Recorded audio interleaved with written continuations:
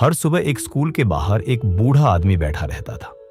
उसके पास एक छोटा सा लकड़ी का बॉक्स होता था जिसमें टूटी फूटी पेंसिलें और कुछ रद्दी पेपर रखे होते थे।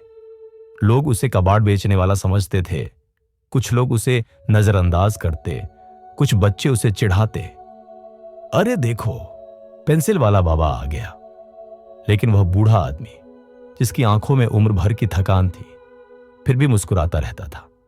उसके सामने से गुजरते हुए कई शिक्षक और अभिभावक सोचते, क्या कर लेगा ये बाबा इन अधूरी पेंसिलों से।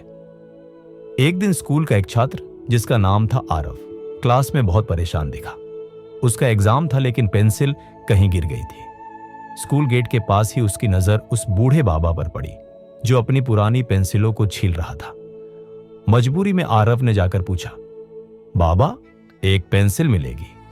बाबा मुस्कुराया और बॉक्स से सबसे साफ और लंबी अधूरी पेंसिल उठाकर आरव को दे दी, साथ ही एक कागज भी, और कहा, पेंसिल भले अधूरी हो, पर सोच पूरी होनी चाहिए बेटा।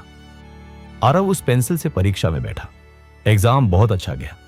अगले दिन वह फिर स्कूल आते वक्त बाबा के पास रुका और बोला, बाबा, आपकी पेंसिल से तो कमाल हो गया, मैं पास हो गया।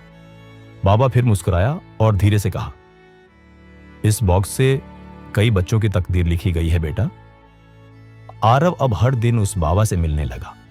उसने देखा कि बाबा केवल अधूरी पेंसिलें नहीं देता, वो बच्चों को गणित के छोटे छोटे सवाल सिखाता, कहानी सुनाता और मन लगाकर पढ़ने की सीख देता। कई हफ्ते बीत गए। एक दिन स्कूल के प्रिंसिपल ने देखा कि कुछ बच्चे स्कूल के अंदर से नहीं, बल्कि बाहर गेट पर बैठकर उस बूढ़े बाबा से पढ़ रहे हैं। उन्हें अजीब लगा। उन्होंने बाबा को बुलवाया। आप स्कूल के बच्चों को बाहर पढ़ाते हैं? आप कौन हैं? प्रिंसिपल ने खड़े लहजे में पूछा। बाबा ने सिर झुकाया और कहा, मेरा नाम सुरेश कुमार है। मैं इस स्कूल का पहला हेडमास्टर था। 25 साल इस स्कूल को बनाया, फिर रिटायर हुआ।